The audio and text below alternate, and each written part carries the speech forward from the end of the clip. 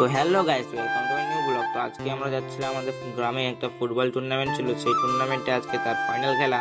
তো দেখার উদ্দেশ্যে ফাইনালি আমরা মাঠে চলে এলাম আর এখানে খেলা দেখছিলাম। তো চারিদিকে এত দর্শক, কি আর বলবো, দেখতে খুব সুন্দর লাগছে। তার জন্য আমরা ছাদে এসে চলে এলাম, উপর থেকে দেখছিলাম। এদিকে নাচ হচ্ছিল, এদিকে অনেক বড় বড় নেতা ছিল। নেতাগুলো আজকে জাতীয় সঙ্গীত প্রার্থনা হবে তার জন্য। তো সরাসরি সবাই দাঁড়িয়ে উঠে দাঁড়িয়ে জাতীয় সঙ্গীত প্রার্থনাটা করে নিলাম। চারদিকে বম ফাটছে, দেখতে খুব সুন্দর লাগছিল। তো প্রথম রাউন্ডে খেলা শুরু হয়ে গেল।